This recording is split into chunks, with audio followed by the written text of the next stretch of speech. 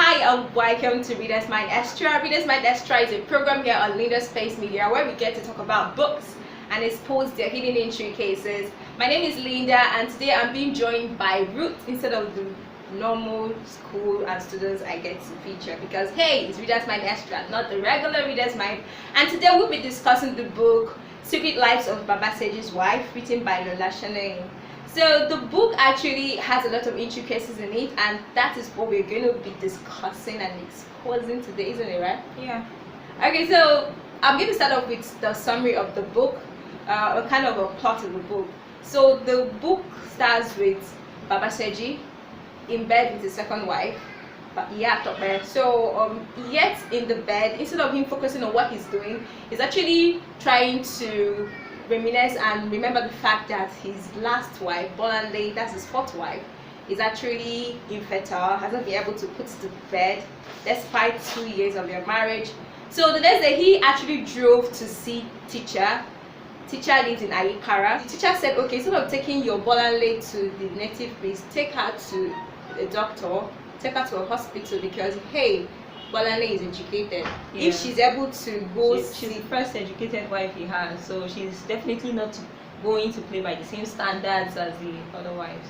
So the next morning they all drove down to see the doctor at the University Teaching Hospital where they met Dr. Usman. Was it Dr. Usman they met? I think Dr. Usman. Yes. And they met him and the emphasis was first on Bolanle because if we see what played out there, she just came and because she knew that was what her husband wanted to hear. When they asked her what's wrong with her, she said she's barren because nobody was thinking anything should be wrong with the man, a father of 7 or 8 children. Is that yeah? So yes, she had to be tested first.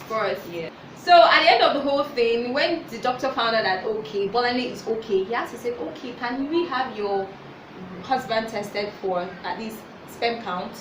And after to cut the long story short, and that was a test that Baba Segi was very unwilling to have because he just found it kind of degrading. I have 7 children. Why do I have to go through a test because she's barren? Because yes, in his mind he had already ruled her off as barren. So the doctor was this very wise person because I like the way he played on words to get Baba Segi to do that test. So it's just like, I think he used this proverb or something like, if we want to find a solution to a problem, we have to look around, not just at the problem or something like that. And eventually it got him to, agree to take that test. Exactly. Yes. So I think what happened after that, when he got to do the test, they actually saw that he doesn't even have one sperm swimming in his. Yes, exactly. It was not a case of low sperm count, it was a case of no sperm count. There was nothing at all. So questions have to come, and the next thing is, can we get to talk to your other wives? Any of them. If you have 7 children by other women and you don't have any sperm, then we have to find out what happened. What miracle happened. Actually happened. Whether you went in the both came. So after he was actually he said okay, instead of you can actually get one if you can't get your 3 other wives to come. Yeah. So he decided to let Labanke come. That's Segi. That's the first wife. Yeah. So meanwhile, the house has been in rancor. The wives don't like her. For Bolanle, talking about Bolanle, the last wife, they don't like her for obvious reasons. Probably because she's too educated. No, I think it's just this thing that normally happens when you enter into the gathering of people you are better than. There's this sense of insecurity. So there was this threat they felt with her presence. And because she's educated. Yes, that explained, that summarized why he did not like her. And the reason why an educated woman will be doing what she will be doing with an illiterate man, yes, and old enough to be very older than her, basically. Bolanle's choice or Bolanle's decision to marry Baba Segi was a decision nobody could understand. Her mother could not understand it, her sister could not understand, none of the wives could understand why a young, educated girl would decide to settle for a middle-aged, uneducated man for in fact very obscure reasons. He has 7 children, he has 3 wives. What exactly was she looking for? It was something nobody really understood. Yeah. So that time, I can remember vividly. She, instead of going home after the whole scenario played out in the hospital, she said, "Okay, you know what? Just drop me off. I'm going to see my parents." Yeah. While Baba Segi and Teju, that's the driver, just drove home. So meanwhile, when they were at home, Iya Femi talking about the third wife, and Iya Segi, that Iya is mother. So mother of Segi and mother of Femi. Femi happen to be their eldest children. So in African setting, if you happen to give birth to a first child, you become the name of the first child just automatically becomes your name. Mommy Femi, Mommy Segi. So when you say Iya Segi, Iya Femi, do you understand what we're talking about? So Iya Femi and Iya Segi has actually connived and brought out juju and said they actually found this juju in Bolanle's room. Yeah. So and they reported the matter to Baba Segi. Yes. And Baba Segi has to tell Teju, go to Bolanle's house. She said she's going to her family. Yeah, her family house. Go there and fetch her. Yes. So when they went and they did not see her, they just concluded, oh, she has actually gone to see Babalawo. She has gone to see the whoever it is that gave her this the thing. charm. Yes. Exactly. So when she stepped in, Baba Segi wanted to tear her apart, like, where did you find this thing in your room? What's this thing doing in your room and all of that? She was like, no, I went to the market, and she brought out the mug she bought from the market, and that actually saved her head. So Baba Segi was like, why would my wives want to do away with Bolanle? He couldn't understand. I think one thing I really admire at that point was the way she, she calmly defended herself. I have not done this, and there was no fear, there was no trembling, there was no crying or begging.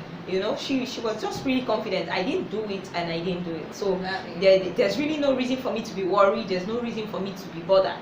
There was no sense of fear. And you recall that was one part of what Baba Segi pointed out to the teacher the next day, that she was not even afraid, even when I held her at her throat. But yes, and the teacher had to point out that means she was innocent. Yeah. Because if there was no trace of fear, there was no trace of being condemned in her voice, that means she was innocent, and she was certain that she didn't do it. Yes, she didn't do it. Yes. What happened was that she was now coming back from somewhere, and she met Segi. That's the first daughter of the whole house. Coming back from her mother's house. Yeah. No, she had gone to see Bolanle her mother. has gone to see her mother. And that's where we get to know that, of course, her mother did not approve her marriage to Baba Segi. In fact, Bolanle just picked up her things, entered the car and left. Her mother did not support it. Yeah. So, and it was on going to visit her mother, she found that her mother had stroke, or had suffered a partial stroke. And it was a kind of passionate reunion, if I can put it that way, because that was the first time she would tell her mother that she was raped at the age of 15, something her mother never knew. So, and it marked a turnaround, because I think if you follow the plot from the beginning, you see that at that point there was a kind of peace that she experienced after that. Listen, I'm referring to Bolanle. Now this is a secret she had been carrying all along. No other person knew. So this was the first person she was going to be telling that she was raped at the age of 15. And if you want to know actually how she was raped, you need to pick up this book and read. It's just a bizarre. Yes, and in a way, yes, she could be blamed, but at the age of 15, I think it's a trap any other 15-year-old could have fallen into. It was just an innocent help. Oh, somebody just offered. Let's just allow them yeah. read the book. Okay, yes. read about it when you get it. So she was coming back from having seen her mother. And she passed where Segi was having a drink with her boyfriend in a palm wine. They were actually having palm wine. Yeah, in a palm wine bar or joint or something of that nature. Yes. And she ran after her and was like, oh, please don't tell my mom that you saw me. Don't tell my dad that you saw me. But I was like, hey, I did not see you, girl. But in her mind, though, but she was like, okay, let me just play along. No, but she really did not see. Yeah, she did not see her, but it was just guilty conscience that was in that. Because you recall at the point Segi asked her, is he handsome? So now Bolanle was lost. She didn't even see Segi sitting down there, not to talk of seeing the boy Segi was sitting with, So she really could not say if the boy in question was handsome or not. Yeah. Okay, so at that point, he was like, please don't tell my mom. She was like, oh, now I'm going to tell your mom. That was at the point when they actually became friends. Remember? Yes. They had never been friends since Bolanle stepped into the house. Yes, in fact, Segi saw Bolanle as a threat to her own position. that's why I said everybody in that household kind of found Bolanle's personality threatening. Yeah. Even the man, you could see from his reaction when they could not find Bola in her parents' house, there was this sense of insecurity. Oh, she has left. Look at even that morning they had to go to the hospital. That he went to her room and he couldn't find her, and he said saying, "Oh, she has left. After all the money I spent on her." Why she's in the parlor? Having made her makeup, so and she was just that really just shows the sense of insecurity everybody in that household had just by her presence. So, I think that was also what had played out, which Segi fell into. Yes. But at that point, when she was coming back from having seen her mother, they became friends instantly, and they just walked home. So having seen her mother, she has actually ate. It was Femi's birthday. Femi is the first child of the third wife. Yes. So it was Femi's birthday, and the mother has actually cooked something delicious for the whole family, and then brought in Bolanle's own into her room. But meanwhile, she has actually connived with the first wife, that's Segi, to poison the food. So they really just wanted to get her out of the house. Get rid of her by all means. Okay, since accusing her falsely could not work, they figured something else had to work. Yes. That was the reason they decided to poison her. But Segi happened to eat the food. And when she has actually met, so they were allowed into her room, and she was like, okay, you can have the food. I don't want to eat. I've eaten in my mom's place. Okay, and Segi happily, she saw 2 laps of chicken, and she was happy to consume the whole thing. She consumed everything.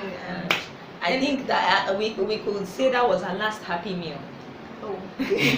Yeah, because she never actually ate well again. Yes. I think that girl just got tortured for unknown reason. And I think there's this climax point in every story, and afterwards things begin to normalize. I think in a way we would say Segi was the sacrifice that had to go down for things to calm down. I wasn't actually expecting her at the point I was expecting her to die, but I like the way Lola just let our expectations come down. Yeah, and then allowing her to eventually die. I was like, what's wrong with this writer? You could have just allowed her to die when we expected her to die. So actually what happened, she woke up in the night and she was grumbling, as in she was vomiting, yelling, she screamed, and they took her to the hospital, and you can imagine that whatever poison it was they put in that meal, they said it had been made from a boar, but it's snake venom anyway, and there was no remedy, there was no cure, there was nothing. And to think that is what they had wished on someone else. Wow. Yes, even if not their blood, someone else, that's someone else's child. Yeah. And okay, I think that brings in the other part. The person who bought the medicine or the poison for Segi was the driver. Yeah. And coincidentally, he happens to be the father of Segi. So I think everybody paid for their sins. Exactly. Yes, everybody paid for their sins. So he brought the poison. Then the mother also administered the poison that killed her child by trying to kill someone else. Yeah. So at the end of the day, Labanke, that's Baba Segi, went to the hospital. She didn't even what had actually played before the time she went to the hospital was her daughter accusing her. Now, because when Segi came back from the hospital, and of course she had dried up, the poison had dried her up overnight or whatever, and the mother was beating, and she had to ask the mother that, who did so you wanted to kill me? And the mother was trying to deny. She said, the only thing I ate in this house was the food they kept for Bolanle. So who poisoned me? The doctor said I was poisoned. So at that point, knowing that her daughter already knew that she had something to do with it, because she didn't deny, she could not deny with the way the girl cried and said, does that mean I can't eat in my father's house without worrying and all of that? And she didn't know when she burst out saying, oh, the food was not meant for you, and indirectly that was confessing. That means you have confessed that you put this thing, but it wasn't meant for me. So she was already disheartened that had played out. So by the time she was to go to the hospital with her husband to see there was this sense of I've given up on life. Yes. So, and that was why without even asking her, when she got to the hospital, they didn't have to test her or anything. They just asked her, okay, we have some issues, and your husband said you people have children, and she just had to get on her knees and confess. Yes, Okay, no, that the children is not. Yes, no, she said a yam cannot cook itself. She used this proverb to explain it, that she knows what was responsible for Bolanle's childlessness. They say yam cannot cook itself. It needs a knife, a sharp knife that will cut it and put in the fire. That there is no knife, so Bolanle cannot take in. You get so. Yeah. And at that point, she had to explain that her husband wanted a child, and because she saw that he had no seed, she had to go out and look for the seed to plant and give him a child. And then they asked, what about the second and third wife? She said as soon as they came in, she told them they also have to go out and look for the seed, because the man they are with in the house doesn't have this and he wants children. Exactly. Now, but what played out against Bolanle is Bolanle came in and she did not really, by virtue of not being on the same social strata with them, they didn't feel free to tell her that sort of thing, because she's this very quiet person. So they didn't feel free to talk to her, and that is how Bolanle stayed childless for 2 years. Exactly. Yeah. So at that point, nobody needs to be told that Baba Shegi's bubble was busted completely. To know that he had 7 children that were not his. It was. I don't think that's what anybody wants to find out. Find out that after 15 years of marriage, he had been living a lie. And we can put it that way. Secrets. Yeah, that is the secret lies. Of Baba Segi's wife. He had been living a lie. He thought he had 7 children and he doesn't even have one. You know? Yes. Alright. So as usual, he went to see the teacher at Ayikara, who told him to divorce his wife, like to chase them away, with their children. Because definitely the children are going to grow up one day and say, who is actually my father?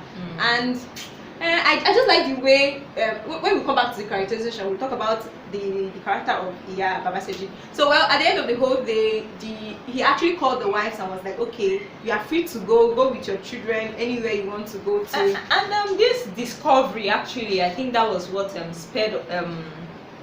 led to Shegi's death eventually, because you recall the night he came back and she was calling him father, and he said, I'm not your father, go look for your father, and she fell off her chair. And we're talking of someone that was already dying. Or how did Bolanle narrate it? She was practically decaying from inside, so she was smelling. Because I remember when she died, she was using disinfectant to disinfect the room, the walls and everything. Yes. So for her to have fallen to the ground, and that was how she died. Her head hit on the floor, and she died in her mother's arms, which by tradition should have been an abomination. No mother should see the child die.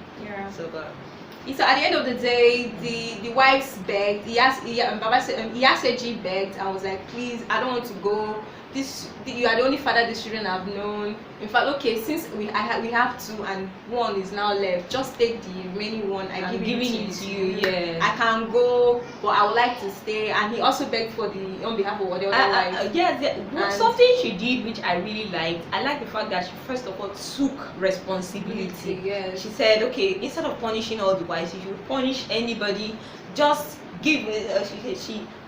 This book is quite rich in proverbs, Yeah. So we're going to comment Lola. She said, if anybody has to be punished, then the bucket of feces should be given to her to take into the marketplace. That means if anybody should really bear the shame, she should be left to bear the shame and go out of the house alone. So at that point, she had really taken responsibility, not just for her actions, but for misleading the other wife. So at the end of the day, Bolanle said she wants to go to her house, that there was nothing here for her. So she decided to leave Baba Segi by herself, and I think she actually blamed herself for the death of Segi, because she felt like if she hasn't come to this house, nobody would have poisoned her. Meaning that Segi wouldn't have died, and Baba Segi wouldn't have known the secrets. Somebody had to die. If things were to come to normal, if there was to be some peace at the end, somebody had to die.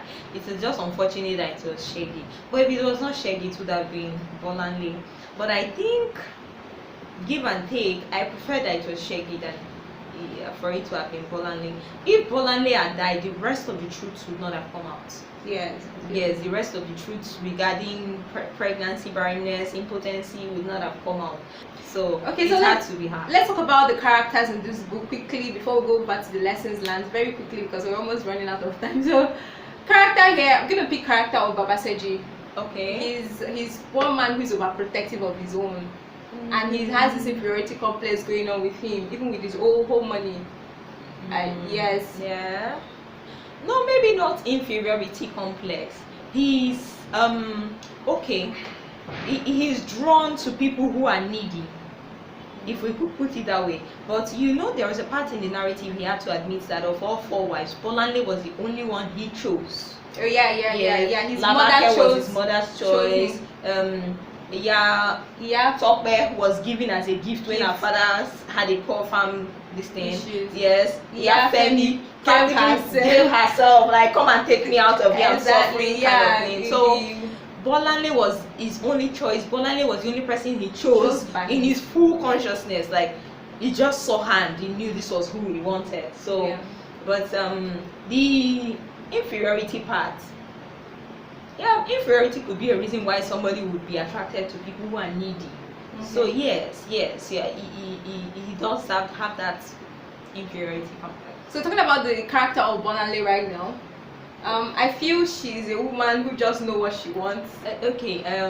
Bolanle is, I think Bolanle is the core. Even if we have the story as the secret life of Baba Shegi's wife, and Bolanle did not exactly have a secret life, but she's the core character of the book. Like, everything in the book was all around her, and she's this calm person. She had a lot of things going in through her head, through her heart, and she never voiced out. Raped at the age of 15, she never told her mother. Decided to, and all through, did not keep any relationship because they keep asking a lot of questions about why she was quiet and all of that. And then she saw the one person, in this case Baba Shegi, whom she felt was willing to accept her without questioning much, and she went only for it. Wasn't a case of I love him or something. She just felt, okay, this is somebody that accepts me the way I am. Exactly. So, and she went for him, but there was still this this uneasy air around her. Why? But that's why I said, if I would use that word, Bolanle's deliverance, or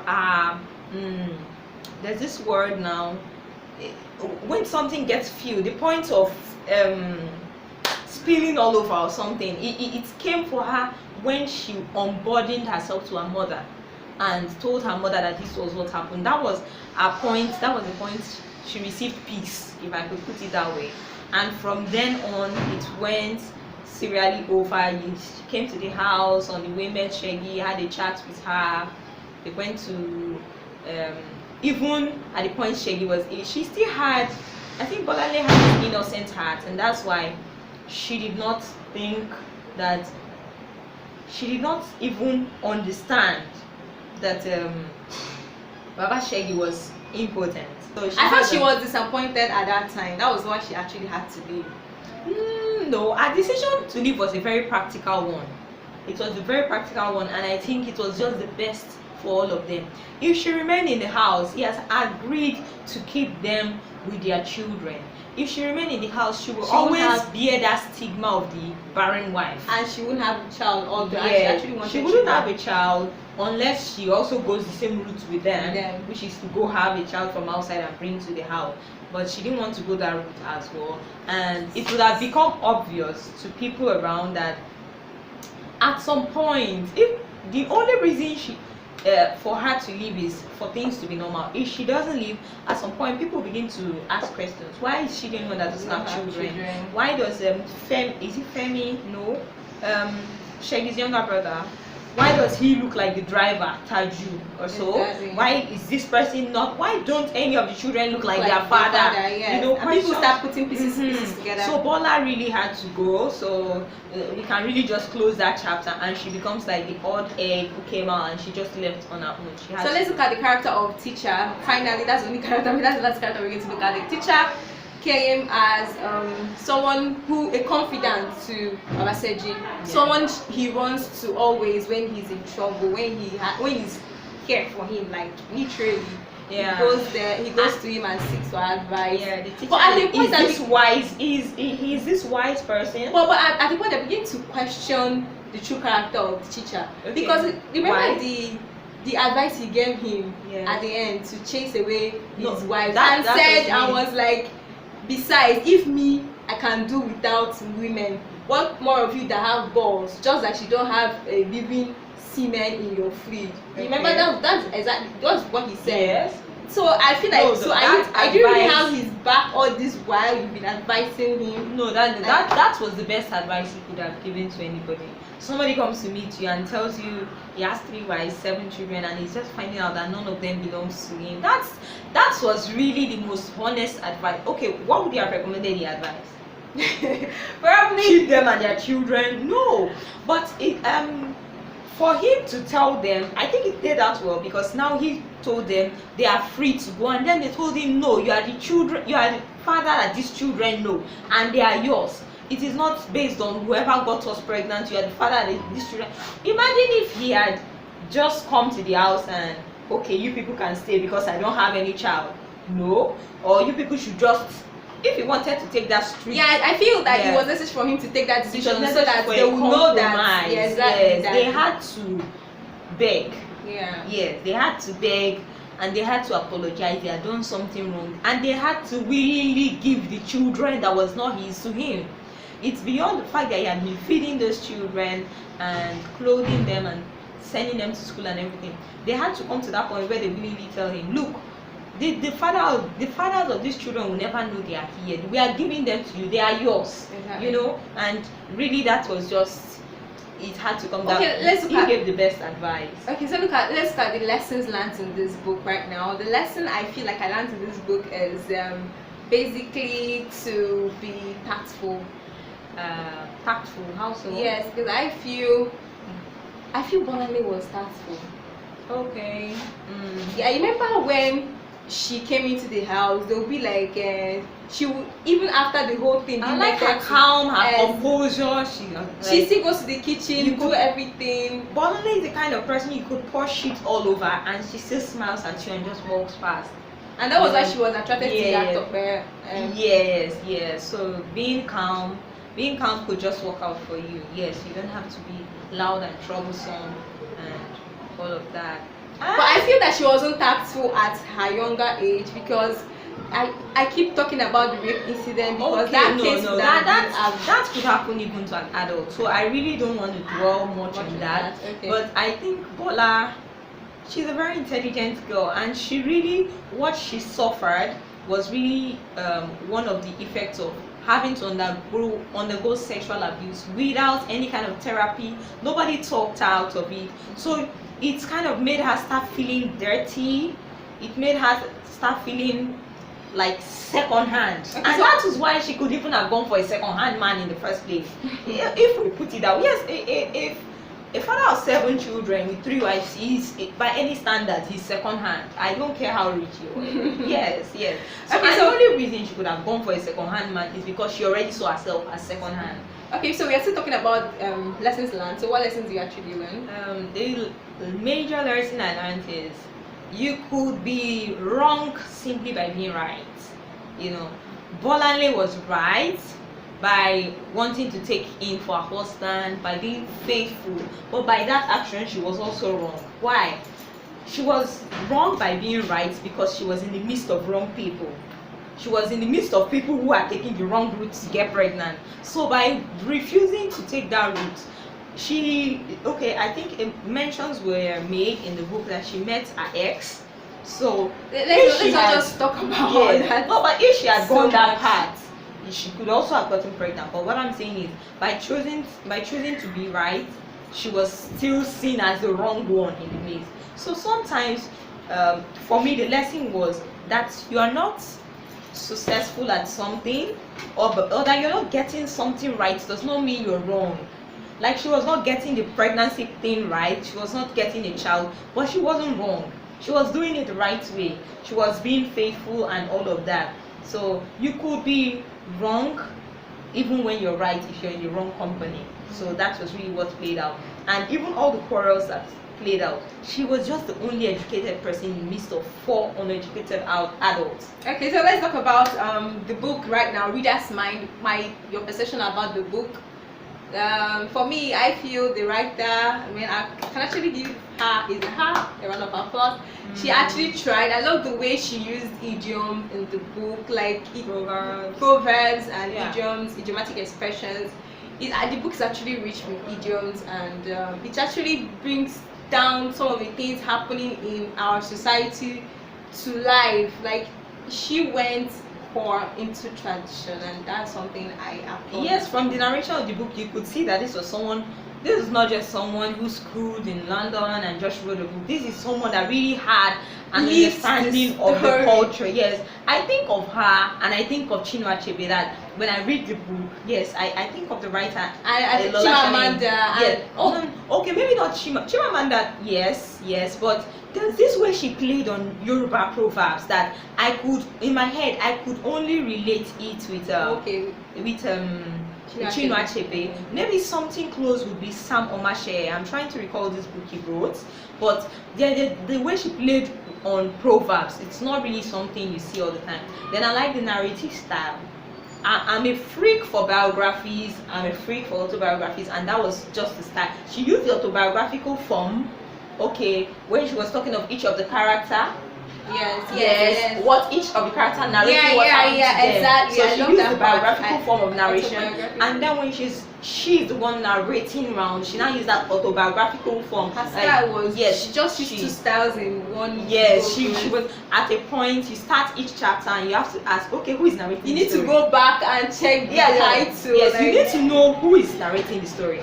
So you might read the first page of the chapter and then the second page of the chapter, but that's something I don't like about the book. Like, why are you stressing us reading, just say life of Baba. It was so stressful. It's supposed to be fun. The book was supposed to be fun, but at that point I need to go back and relate. Okay, who could this reading be? Is a mental exercise. A lot of person now, if you're the kind of person who just reads a book and you just read on surface value and go, you have to take that book at least 2 times. Why? Her style of narration has this depth that you really have to engage with the story. There really isn't any way around it. You have to engage with the story. If you don't engage with the story, you just find yourself lost. You have to read 2 chapters and then go back, and then you're still trying to get it. So for you to really follow the story and understand it, you must engage with the story. My point is that engaging with the story is being able to read the first 2 pages of a chapter and know who we are talking about without the point is that sometimes she doesn't really say Bolanle on the beginning of the chapter. Yes. She will just say something like rape or something. She just say, but then the narration is coming from the first person perspective. Yes, and you begin to wonder who is this thing actually. That's the sense of suspense. I liked that. I didn't like it at all. I'm a great freak for non-fiction, and I like that she used the non-fiction style of narration, even though she was writing fiction. It was fiction. Yes, but she used the non-fiction style of narration, so it's so real, and really it's something that could happen. Okay, I don't know if I've heard of anywhere it happened, nowhere actually, but it's something that you could really just think here and say, okay, yes, this thing is possible. It's possible for someone to poison someone and then it turns out to be a child.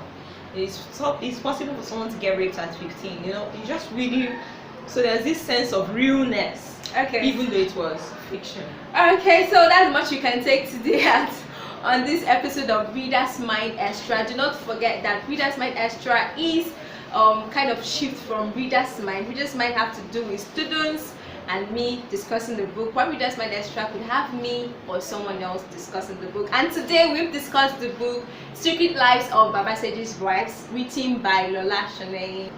Alright, thank you for watching. Till we come your way next time, keep watching Reader's Mind on Leader Space Media.